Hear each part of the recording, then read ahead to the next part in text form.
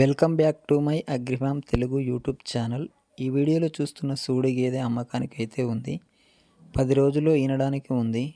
పాలు 2 పూటలా కలిపి 5 లీటర్లు ఇస్తుందని అయితే చెప్పారు.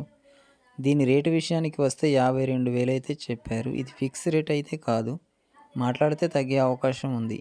ఈ గేదె కావాలనుకునేవారు ఓనర్కి ఫోన్ చేసి అడగండి. ఓనర్ నెంబర్ టైటిల్లో పెట్టాను. Thank you.